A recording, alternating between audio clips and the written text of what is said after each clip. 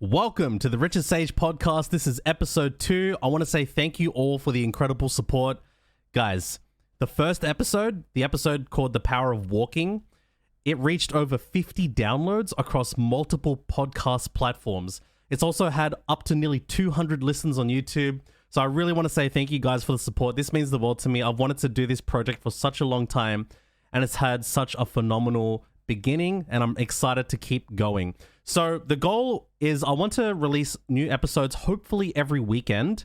Sometimes I might miss it if things come up, but I'm aiming to release a new episode every single weekend, either on a Saturday or a Sunday, depending on my schedule. But my goal is to produce that content for you. So welcome to episode 2. The title of this episode is The Journey and the Outcome. And what I'm going to do is I'm going to share a story with you from a time of my life from the age of 18 to 22. And I'm going to share the story about my journey with pool, in other words, billiards, in other words, 8-ball. So for the people who've watched my streams or the people who know me in real life know that I was a pool player pretty much from the age of 18 until now. Now, I've had a couple, temporary retirements. It's a little bit of an inside joke my friends and I have that, like, I will retire and then I'll come back and then I'll retire. But in reality, I was just taking a bunch of breaks. So the title is The Journey and the Outcome, and the story I'm going to share with you is how I learned about being driven towards a goal, and that getting the goal doesn't necessarily instantly change your life. So the story begins when I roughly, just around the time I turned 18, it was September when was this? It was actually quite a long time ago. It was around 2009. I was just about to graduate high school and I just turned 18, and my brother gave me a DVD called Pool Hall Junkies. It was a pretty famous movie within the pool scene, starring Mars Callahan and Christopher Walken. It was released in 2003, and my brother had this DVD. And he goes, "You need to watch this." And at the time, I've seen my dad play pool. He's pretty good. I've seen my brother play pool. He's pretty good. Like when I was a little kid, they'd bring me to bars with my mom, my dad, my brother, and I'd watch them play. And I didn't think much of it. I just thought, oh, cool. You're hitting balls into a pocket. So my brother gave this DVD, and I put it into my VCR player, DVD player, watched it on my CRT TV, and I watched it, and it blew my mind. So basically, without spoiling the entire story, the story is about a guy. He's an amazing pool player with an incredible talent, and he's a hustler, right? He gets picked up early on by a guy who teaches him how to play pool and become a hustler, but he wants to be a professional. So anyway, I watched this movie and it blew my mind. Now, at this time, I just turned 18, and I'm like, "Dad, can we go play pool?" And the good thing is there was a pool hall not too far from the home that we lived in at the time, and it was about a 5-minute drive. So every weekend, almost every weekend, my mum, my dad, myself, my brother, and my girlfriend at the time in high school, we would go on weekends to this pool hall, and we'd pay $5 each, and we could play all day. And, I would use like the house cue. So a house cue is a cue provided at a pool hall, and we would play. And my dad was amazing. I could never beat him. My brother was amazing. I could never beat him. And I would mostly be playing with my girlfriend at the time. And then, I'd play with my mum, and, she likes to just sit there and watch and just like chill. And then she'll play a couple of games every now and then. Now, this went on for about a year, and by this time, the following year, I just started university, and I was beginning my bachelor's degree in health. And on the side, I always had this like insane passion for pool, but I mostly just played with my family. Now, the great thing is my older brother, he was 7 years older than me, and he's such an incredible inspiration in my life. Like without him, I don't know if I'd be the person I am now today. He asked the bartender at the bar, "Do you guys have like a pool competition here?" And the bartender said, "Yes, we play something called World Rules Pool. It's on Tuesday nights. It's $10 entry. Your brother should come down." And my brother asked the bartender, and then I was playing a couple games with my girlfriend at the time. And he came up, my brother came up to me and he's like, "You should go on Tuesday night." And I'm like, "Ooh, I don't know. I don't know if I'm good enough." He's like, "It's not about being good enough. It's about getting the experience." So I'm like, okay. So the following Tuesday, I arrived and I had my $10. And I remember walking in and there was the guy there that I recognized. And I'm like, I think I know this guy from somewhere. His name was Hassan. And the funny thing is, I knew this guy from playing at the arcades when I was a kid. A bit of a side tangent, I used to play a game called X-Men versus Street Fighter. And my parents would drop me off at this place called Playtime at the mall. and I would play all day long. I'd have a couple dolls with me, and I'd play this game nonstop until they kicked me out, basically. So I recognized Hassan, and we played for a little bit, and he's like, "You're Fu, right?" Yeah, so by the way, if you guys didn't know, that's my real name. Richard Sage is a name that I came up with online. And long story short, I might go into this into another episode, just so you guys can have a bit of context, is that I had an entrepreneur friend who once told me that online, people take English-sounding names more seriously. So I'm like, okay, I'll use the English transliteration of my name, or translation of my name, which goes from Fu to Rich, and I just added the Sage bit at the end, and I've been using that online ever since. Anyway, so back to the story. Hassan, he's like, "Hey, Fu." I'm like, "Yeah." I'm like, "You're Huss, right? Hassan, we played X-Men together." And then we played for a while, and then one by one, all these pool players came in with their own pool cues. And at the time, I just bought my own pool cue from eBay, and these guys were really good. Now, the owner of the club, he comes in, and he's like, "Mate, do you want to play pool?" And for any of my friends who are listening to this, you know exactly who I'm talking about. We're talking about Paul. His name's Paul. And he's like, "Mate, you want to play? It's $10. I'm like, "Okay." And they put me into what's called the B grade side. Now, I played that night, and I didn't even know the rules. So usually when you play pool, there's a bunch of different rules, and most people would play what's called a pub rule set, where you can't shoot the ball backwards. But the details aside, I just went in with my 1 year experience playing with my family.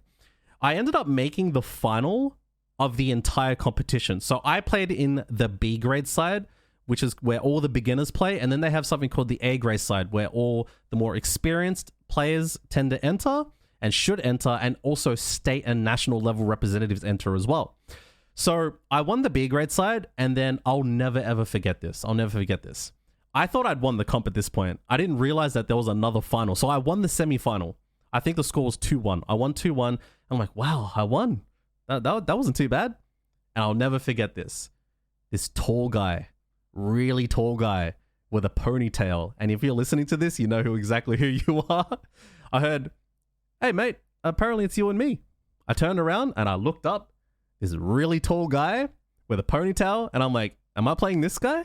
And Paul's like, "Yeah, you guys are playing for the main final now. You're going to play the winner of this group." And I'm like, "Oh, they have an A grade side. Okay." And I'll tell you what, I broke, which means they racked up the balls. I broke the ball. None of them, I didn't get a ball in. And this guy cleaned up the table in like 2 minutes. And at the time, the best pool player I had ever seen was either my dad, my brother, or the guy from the Pool Hall Junkies movie. This tall guy with a ponytail absolutely destroyed me. Destroyed me. And I couldn't believe it.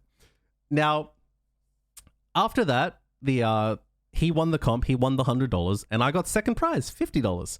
And the owner of the club gave me the $50, and he goes, "Congratulations, you did well. Will you be coming next week?" And I'll never forget asking the guy with the ponytail. I said, "So do you also play competitions?" He's like, "Yeah, I play for the team here, and we play every Wednesday." I'm like, wow. I was completely mind blown. So from that point, I got really, really addicted to pool. And this game gave me so much drive, so much determination, so much motivation. I felt so driven, and it planted the seed in my mind. Excuse me. I just had a big kebab last night. I'm burning it off. It put this idea on my mind that I want to win this competition. So here's what happened. Every Tuesday from that point on, almost every Tuesday, I would ask my mum to drop me off to go play at this pool comp. $10 entry. And the second week that I went, they put me into the A grade side. Now, I'd won the B grade side, so I thought I was going to do good. I went into the A grade side, and I kid you not, I lost every single game. Now, it starts as a round robin. Usually you play between 5 to 10 people, and the top 2 people of the group go through to the next round, which is the semifinal. The winner of that goes to the grand final. So in the round robin, I lost every single game. I was devastated. I was completely devastated. I did not realize just how much better these guys were than me. And at the time I was 18, and I was young, I was hungry, I was determined, and my ego got destroyed. So I went home and I told my mom, like, "Wow, these guys just annihilated me." And she's like, "Hey, you just have to get better." I told my brother, he's like, "Hey man, it's time for you to grind, time for you to put the work in." My dad's like, "Hey, you got to put the work in and improve." So the following week, the owner of the club puts me back into the B grade, and over the next year, I pretty much won the B grade side many times over, but I could never beat the A grade winner. So at the time, another guy was entering the competitions, and his name is Jazz, one of my really good friends, Jazz. And he told me he plays for another team down the road. And he's like, you should come join my team. I have a really amazing coach called Bruce. Bruce McPhee, who was my coach for many years up until that, in that part of the story. I joined their team, and this is when I really started to improve. So the following few years, I joined the Wednesday Night League in the northern suburbs, and we ended up playing. I ended up improving so much, playing with other people, being surrounded by people who were better than me. I was at the bottom of the totem pole, like I was at the bottom of the ladder. Everyone in my team was better than me, but because I was surrounded by so many good players, it made me improve, and their skill set rubbed onto me, and their knowledge was transferred to me. Now we fast forward a couple years, and I still hadn't won this Tuesday night comp. This Tuesday night comp from when I began, at the age of 18, 2 years later, I had entered this comp so many times, and I kept falling short. And this is by the time they moved me permanently into the A grade side. Some weeks I would not even win a single game. Many weeks I'll just fall short of getting the top 2. Many times I would make the semi-final and get obliterated by the tall guy with the ponytail, or the other guys who were just as good, or even Jazz would beat me. But here's what happened. In that time, I had this deep thought in my mind that if I won this competition, that my life would be different. So this deep thought on a subconscious level, and even consciously, I truly believed that all this effort I'm putting in, this thing that I'm trying to achieve, this goal, this outcome, if I achieve this goal, somehow I'm going to feel different about myself. Because at that point, I didn't know if I necessarily achieved much in my life as a young adult. I did finish high school, got my VCE, I got into university, I was a musician for many years, but did I really accomplish anything? Maybe I lost a couple of kilos, but this was going to be my first real accomplishment, right? So after 3 hard years of grinding, I still couldn't win it. At that time, we now fast forward to 2011, right? So this is 2011, 2012 time. There was a tournament in Geelong called City by the Bay, the Anzac tournament. And at the time, I was watching YouTube videos of the best players in Australia. Players like Ben Noonan, Michael Scarry, Jake McCartney. If you're a pool player, you know who I'm talking about. And if you're also listening to this, by the now, we're friends. The funny thing is, these guys on YouTube that I watched, they're all my friends now. It's a funny world, but we'll continue from there. So I watched these guys on YouTube for so long. Now, one of those guys named Steve, he came to the Tuesday night comp, and I versed him in the final, and he obliterated me. In fact, the owner of the club said, we're going to give you a 1-game head start. He has to win 3, and you have to win 2. I'm like, really? Okay, I've got a good chance here. I couldn't keep up with this guy. He did not miss. He beat me 3-1, and I had the 1 head start. That's what convinced me, you know what? I need to go see this bigger competition, because sometimes you need to go expose yourself to bigger and bigger levels of competition to see where you're at and to see what's possible. So I went to this competition, and I convinced my parents to drive there, book a hotel. My mum, my dad, my brother, myself, we all went, and my girlfriend at the time. This is like many years ago. And you know what? She's doing great now. I'm really happy for her. We're still friends. I think you should have healthy relationships with people of the past, even if you move on. Anyway, continuing on, I'll try not to tangent too much. I entered this competition, and it was qualifying day. And I will never, ever forget how starstruck I felt. I walked in, they asked, what's your name? I said, my name's Fu, I'm entering the Anzac competition. They're like, great, welcome on in. And one by one, all the guys I saw on YouTube walk through the door. There they were. All of them. Even the world champion, Michael Hill was there. This is a guy I've watched on YouTube for a long time. And I was starstruck. I could not believe I am surrounded by these celebrities. That was celebrities to me at the time. They still are, but nowadays they're more like my friends that we talk on Facebook. But at the time, I was completely starstruck. And now the first round began, where you went to a round robin. I only won a single game that entire day. 1 out of 11 games. And I was devastated. My dad was there. My brother was there. My mum was there. I lost in front of them. And I felt so devastated that I thought I was going to do a lot better. Because by this time, I was doing good on the Tuesday night comp, right? we went back to the hotel, and it was a funny night. We had a good laugh, and my parents were like, "You need to level up. It's time for you to go put the work back in." Now, following this time, we returned back, and I started entering other competitions as well. There was Monday night competitions. I was playing the Wednesday night league as well. Eventually, I won a smaller competition, not the Tuesday night one that I really wanted to win, but I won this Monday night comp, which only had 6 entrants, but I won it. And it proved to me, you can do this. Then there was another competition that I won, roughly around the same size. And eventually it came to the point, the big night, where I finally won the Tuesday night comp. And guess who I was up against in the A grade semifinal? The man with the ponytail. My nemesis. The guy that I first faced, the final boss. He was the final boss. If I could beat this guy, I had a good chance to beat the winner of the B grade side. It's not guaranteed. Sometimes, the A grade player loses. Yeah, it happens. But I versed him. But this time I had 3+ years of hard training, consistency, determination. I had leveled up so much, and I played some of the best pool of my life against him. And I won. And I knew it. I'm like, wow, I did it. Now, I knew not to get too ahead of myself, and I played the winner of the B grade side, and I won very convincingly because I had the skill. And I'll never forget, my brother was there. My brother was he was sitting at a table nearby watching me play, and he knew that this was it. This is your moment. You've been aiming for this for 3+ years. And I did it. I potted the black ball. I won. And I'll never forget this sense of relief. I had been chasing this goal for so long, and I finally did it. And the man with the ponytail came up to me. He goes, "Hey, congratulations. I know how much you wanted this." I'm like, "Yes." And I felt on top of the world. I felt incredible. I couldn't believe it. I finally achieved this goal. My brother came up to me. He's like, "How does it feel, man? You finally did it." And I said, "It's a dream come true." Now, for the next 2 days, I was on this emotional high. I felt on top of the world. The second day, I was like, "Oh, I finally did it. I finally did it." The day after, I was like, "I finally did it. I finally did it." But then something unexpected happened that I did not know was going to happen. On the third day that I woke up, I felt completely empty. Absolutely no drive at all.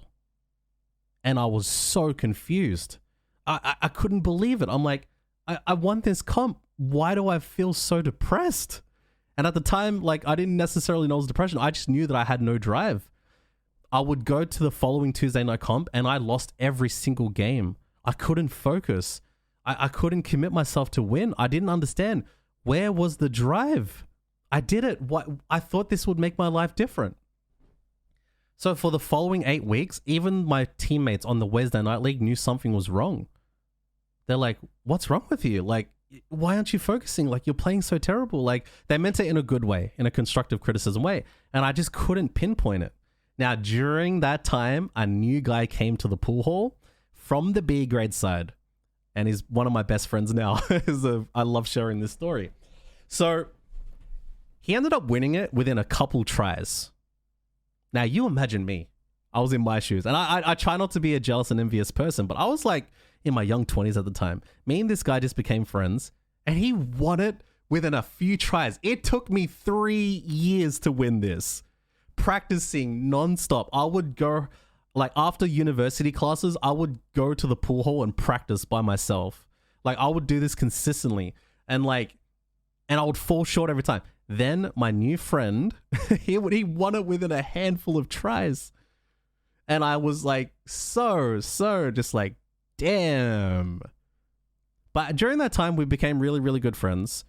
He's actually the entrepreneur friend that actually ended up directing me to want to, do something of my own. And I've ever wanted to do that ever since. And now here we have the podcast. This was about 8 weeks in, post me being very depressed. Now, he'd won the comp, and by that time, we became really good friends. And I gave him my phone number. I said, "Hey, you should come to this other comp on a Monday." But what happened was I was in a car accident, and by my fault, I slammed the accelerator. This was me in my young 20s, and I lost control of the car, and I slammed into a pole. So I'd done silly things in the past, but luckily I came out unscathed, And I lost my car at that point, and I banned myself from driving for the next few years. So this is another story I'll tell you guys another day.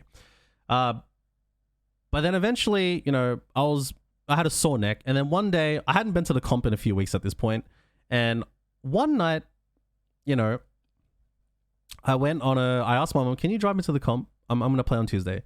And guess who was there? My new friend who had just won the comp, and he's like, hey, dude, what happened? I haven't seen you for weeks. And I said, I was in a car accident. And then we ended up talking for a while. We started talking about entrepreneurship and health and fitness.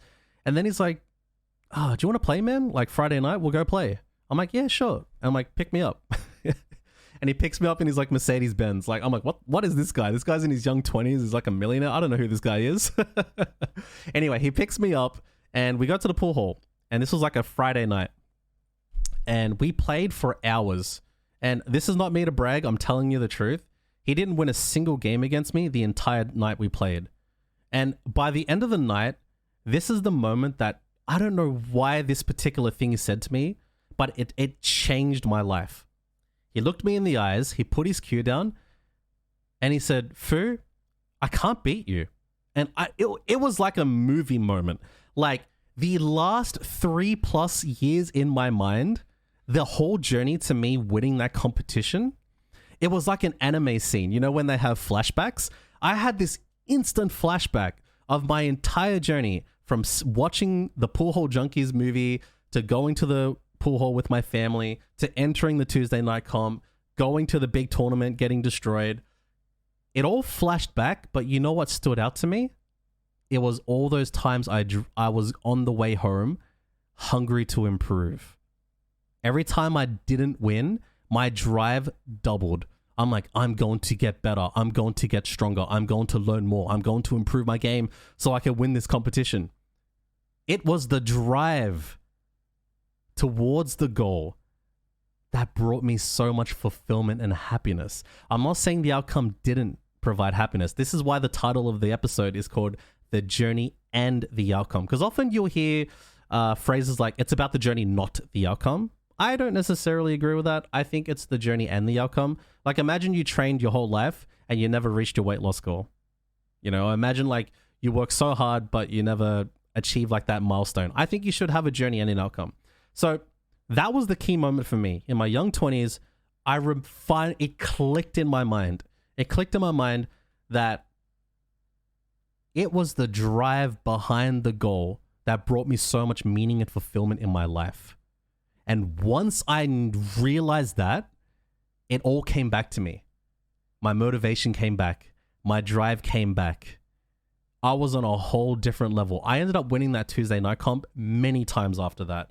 I ended up winning multiple championships. I even made the top 16 in Victoria by 2014.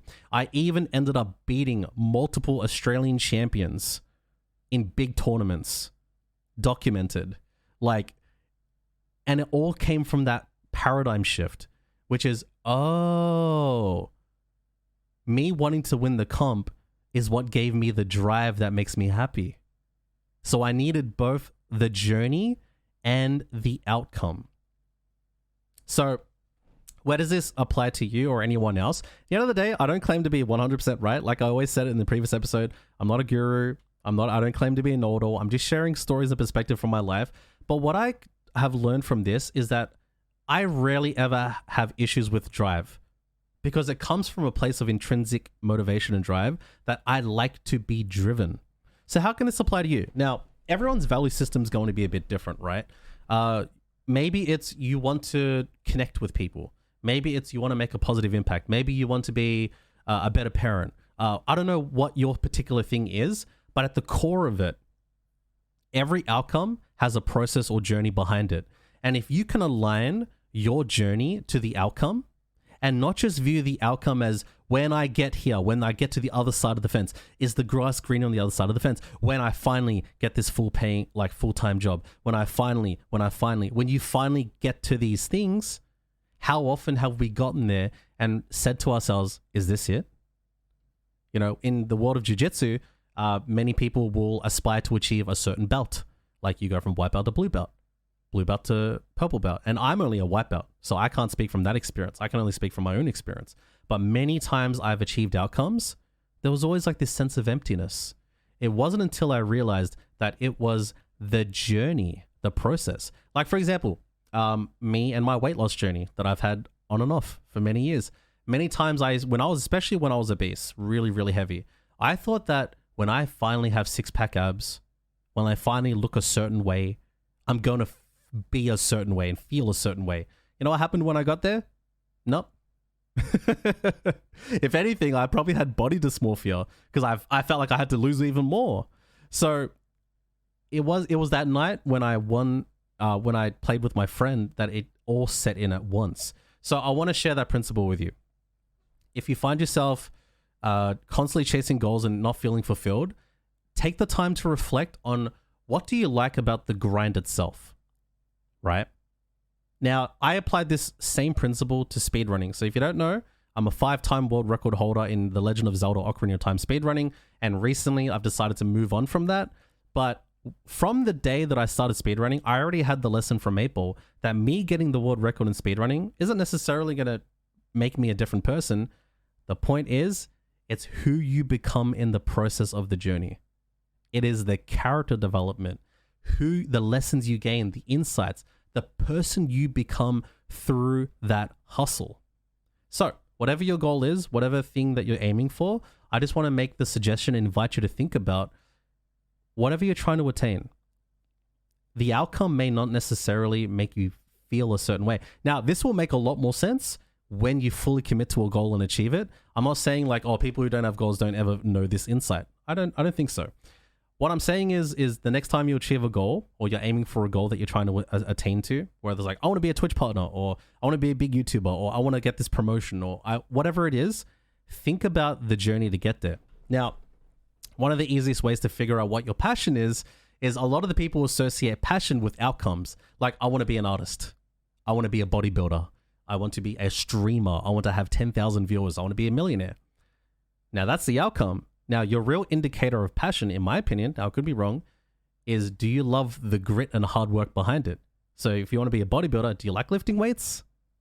Do you like tracking your macros? Do you like tracking your calories? You know, do you say no to certain things? You want to be a streamer. Do you like the process of streaming itself? Do you like editing videos? So if you can dial that back into what do I like to do and tie it to a higher purpose, I think you can achieve incredible things. So that's going to be it for episode 2. Guys, if you like it on YouTube, drop a like, drop a comment. If you listened the whole way, thank you so much for listening to the entire episode. I put a lot of thought into this. I actually have an entire page of notes that I've been referring to when doing this episode, because this principle has stayed with me ever since. And even to this day, I apply this principle to all of my goals, building this podcast, becoming a streamer, getting in shape. What I know for me and my value system is I like to be driven. And through that drive, I want to make a positive impact on people. So if you're listening on Spotify, I want to say thank you for the people who left positive reviews. At the time of this recording, when I last looked, I had 11 positive 5-star reviews. So thank you for leaving the reviews, guys. The podcast will be available on almost every platform. I'm waiting for it to be approved on, I think it's called Alexa, iTunes plus Alexa, I think it's called. But at the end of the day, guys, I can't believe we're finally here. I have so many stories to share with you. This is just one of many. But this episode, the journey, the outcome, okay? Think about it. The next time you're going for your hustle and you're waiting to get to this certain destination, don't forget to smell the roses along the way. Don't forget to think about, or even just reflect on who you're becoming in the process, okay? Because at the end of the day, you're going to achieve your goals. You will. If you're headed the right direction, you will eventually get there. And in fact, I'll leave you with one last thing. If you're ever stressed about how fast something is happening for you, like you're trying to get a new job, you're trying to get a certain body weight, or you're trying to grow your stream, or you're trying to reach a belt in jiu-jitsu, instead of obsessing about how fast you're going, I think it's even more important to look at the direction you're going. Because if you're going the right direction, even if you're going very slow, slower than others, other people are passing you by. If you keep moving forward, you will eventually get there. So if you're feeling stressed today, and you're a bit stressed about certain things not happening, as long as you're on the right direction, you will eventually get there. So thank you for listening, everyone. I appreciate you. I look forward to bringing on guests onto future episodes. So I do have guests in mind. I think I want to continue recording the episodes offline so we can launch it and edit it, turning it into short form content as well. But I want to thank you for your support. Thank you for listening, guys. You guys are incredible. I really, really appreciate it. I'll see you next weekend for the next episode. Don't forget to like, comment, subscribe, and share it with somebody. If this is something that you think is valuable and you want to help me grow as a podcaster, feel free to share it with somebody, because I'm so excited to continue on this journey with you. So take care. Have a phenomenal day. Look after yourselves. And thank you for listening to the podcast. Have a good one. Thank you.